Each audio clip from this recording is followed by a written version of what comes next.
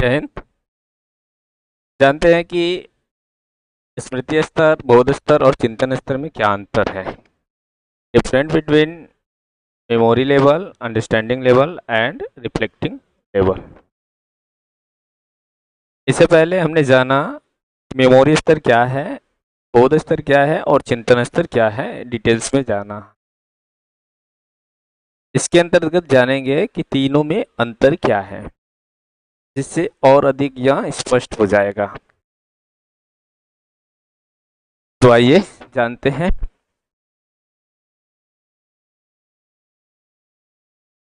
देखिए, memory level यानी स्मृति level हमने जाना।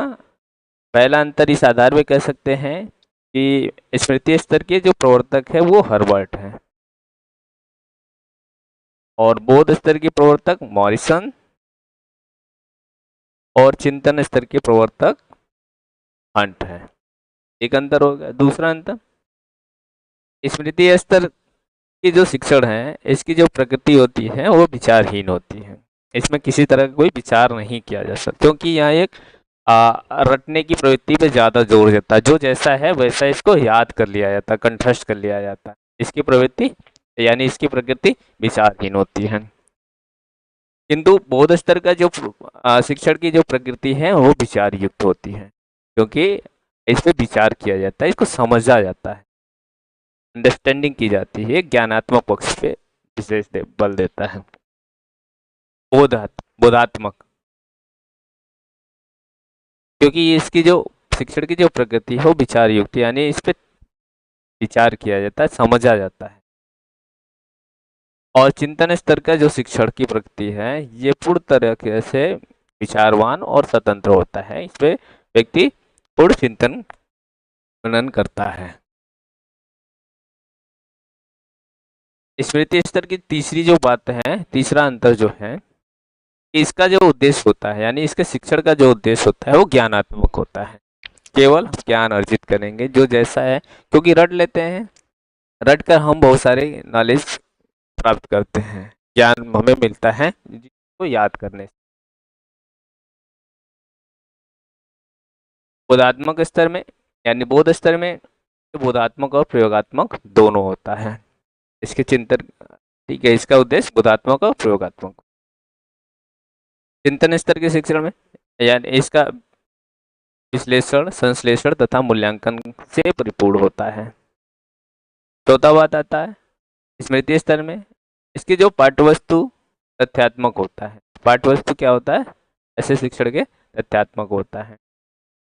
बोध स्तर पे पाठ्यवस्तु व्याख्यात्मक होता है। चिंतन स्तर पे पाठ्यवस्तु कैसा होता है? चिंतन से परिपूर्ण होता है। पांचवा है स्मृति स्तर पे कक्षा का वातावरण निष्क्रिय होता है। निष्क्रिय इस प्रकार से होता है क्योंकि ये शिक्षक केंद्रित होता है, शिक्षक के कंट्रोल में होता है। शिक्षक ही आता है, शिक्षक ही सारी व्यवस्थाएं करता है, शिक्षक अपने नियंत्रण में रखता है। इसमें आलोचनात्मक होता है। शिक्षक शिक्षार्थी दोनों के बीच सहयोगात्मक पूर्ण व्यवहार होता है, तो ये इसलिए इसे आलोचनात्मक होता है। इसमें चिंतन स्तर में ये विवादास्पद होता है। विवादास्पद इस प्रकार होता है क्योंकि इस पे तर्क वितर्क चिंतन मनन किया जाता है। किसी भी विषय वस्तु को लेकर, किसी भी बात पे तर्क वितर्क के द्वारा ही किसी निष्कर्ष पे पहुंचा जाता है, इसलिए विवादास्पद होता है।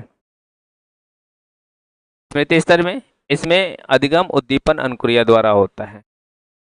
उद्दीपन अनुक्रिया द्वारा होता है, यानी उद्दीपन है तो अनुक्रिया होती है।